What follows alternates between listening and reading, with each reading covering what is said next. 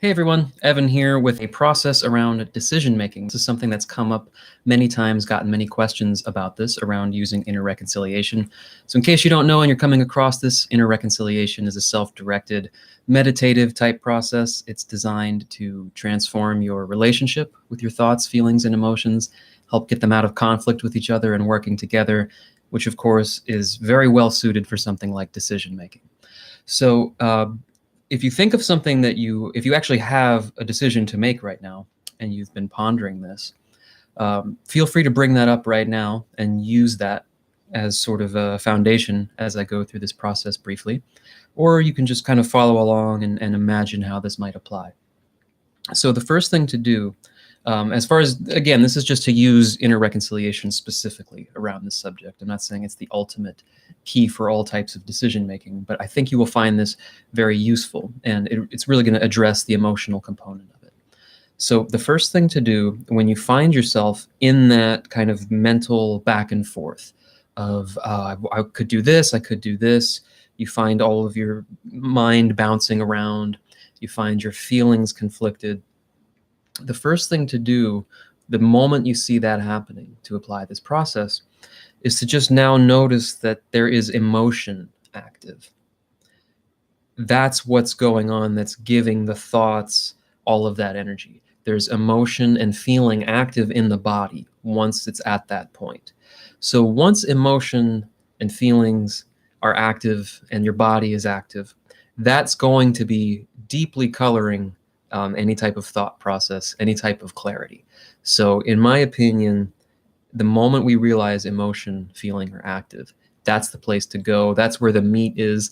That's where we can really start to process things and get a different type of clarity that will then make the mental part of things automatically become more clear. So just notice, and it's a big deal to notice it. Okay, emotion and feeling is active in the body. The moment you notice that, just take a breath. Doesn't have to be a huge special type of breath or anything. Just take a breath and connect to, meaning just feel your body for a moment. Notice now that things are happening.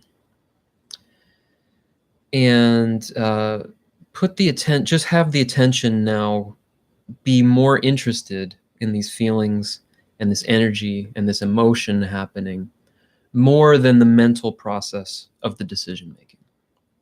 So you kind of step into that world now of just the feeling and the emotion that's become activated as a result of whatever is around this decision you need to make. So now you're kind of in that world of your feelings. And then I want you to notice that there are different viewpoints going on. You could call them viewpoints. You could almost describe them like being pulled in different directions, different arguments, right? If you didn't have this going on a feeling level, there wouldn't be any challenge as far as making a decision. Everything would just be very clear. The essence of a difficult decision is there's an argument in one direction for, why this would be a good idea, and an argument, at least one other argument in another direction, why it might not be a good idea, or why it might not be the best idea, or why you might miss out on something else if you take one road versus another. But the point is that behind all of that, they're not just intellectual arguments. There's actual feeling intensity behind all of those different points of view. And so that's the area that we can now work with. And that's where you can actually feel like you begin to make some kind of progress, but in a different way. Because when you just try to take one point of view, the other point of view just argues its point of view, and those emotions just kind of keep pulling back and forth. And you feel like you want to make a decision to just sort of quiet everything, but it doesn't really work like that. Those points of view remain active. So the thing to do then is, just to recap here, notice that emotion is active. Notice there's feelings in the body. Decide to put your attention now on the body, on the feelings that are active. And then be aware of the different points of view, that there's just different feelings, different energies that have different arguments happening. Now, what you can do is simply invite whatever point of view, whatever feeling happens to be loudest at the moment. And the way you do that is literally you just sort of invite it. You just say, okay, I'm just going to let one of these feelings, one of these positions come up. And then the practice, once you do that, is to just be really present with that particular feeling, that particular point of view, and actually feel what's going on in the body. Feel the emotion behind it. Pay attention to any judgment you have about it, about that particular action, or any other points of view that are coming up that are trying to argue against it. And make the practice to just be really present and listening and really feeling the feelings behind that particular point of view. So say there's a conflict around, should I buy or rent, right? You have an option to buy a place. And there's a feeling coming up of like, yeah, it would be great to buy because of this. Now connect to that on the emotional level and sit and really honor that point of view for a moment. All the feelings that come up around it, everything that you feel in relationship to that. And actually let those feelings move in your body, let your attention be on them, and just be really present with that. And intentionally don't take any sides, don't make any arguments for it. Just immerse yourself like you're listening very honestly and intently to that particular feeling. And then give that a moment, let that run its course, however it does. Notice your attention wandering and make it a practice to kind of keep going back to the feeling aspect of it. And say, okay, now invite up the other one. Don't buy. Buying is risky. It's better to rent. Whatever the mental argument is fine. But then notice how that feels in your body now.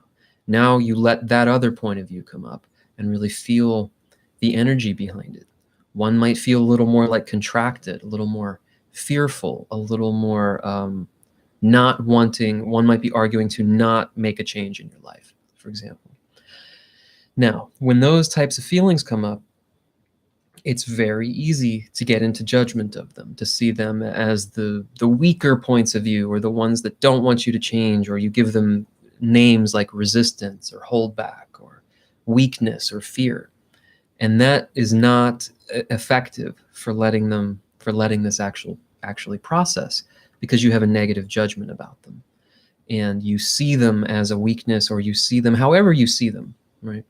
So the practice now, again, is to just go to this next feeling and just be with it on a feeling, experiencing level as honestly as possible.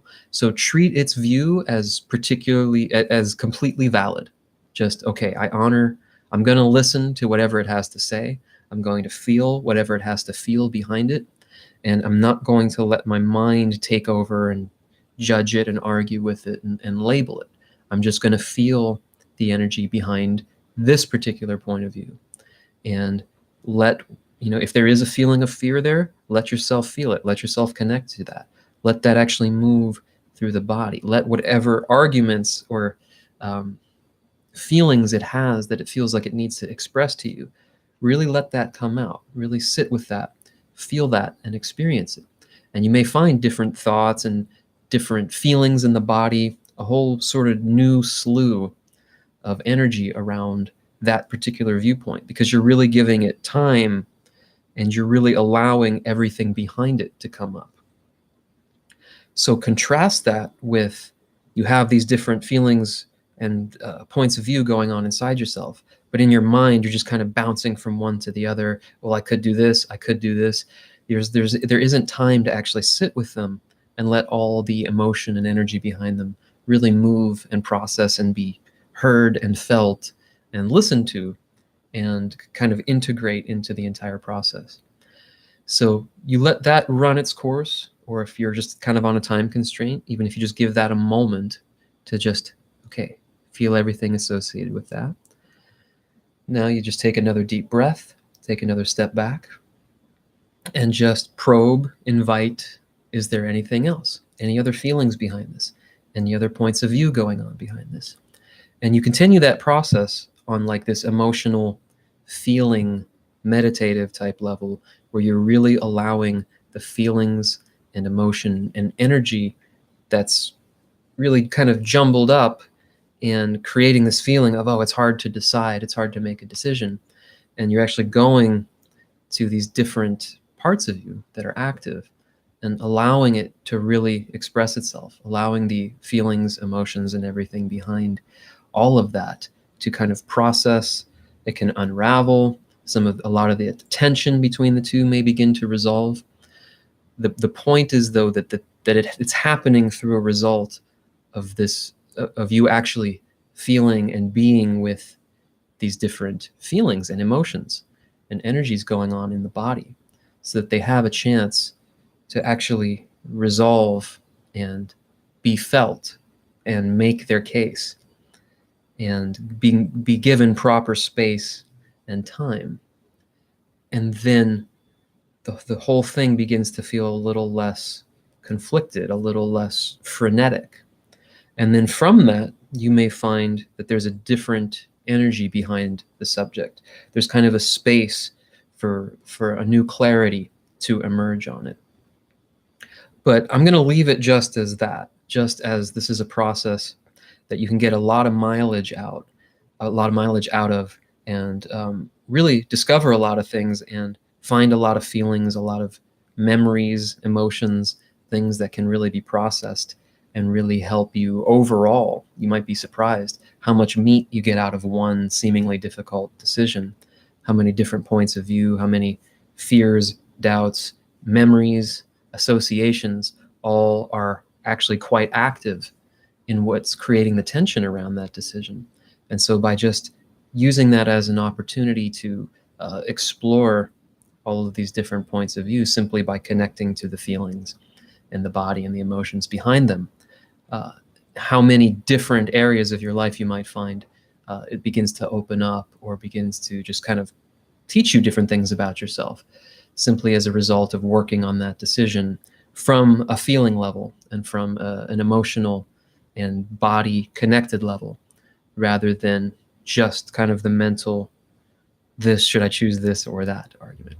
And then I believe that from that position too, any other kind of tools you use, decision-making processes, pros, cons, things you might write out, things you might explore, there's a lot more mental clarity there to actually explore that a little more honestly without so much emotional tension going on. So I will type out the much more condensed version that just has the steps. Again, just notice emotion is active, breathe, connect to the body and emotions, decide to put the attention there, be aware of conflict, of different feelings, different emotions, different energies active in the body. Make the invitation for one at a time. You can just start with whatever, say, okay, whatever's the loudest feeling, or just choose a particular point of view, one option in that decision, and then stay with that, really listen to that and stay connected to it on a feeling and emotional level, and just repeat that with the different things that come up and see what happens. See if that helps with the decision-making process, or at least helps bring things to a little bit more centered and calmness, or you might find it brings up a whole other different sort of resolutions and helps in a lot of different areas. So hope you find that helpful. Let me know if that's useful to you, if you experience anything or have any other questions or feedback or comments. I appreciate it and look forward to seeing you soon.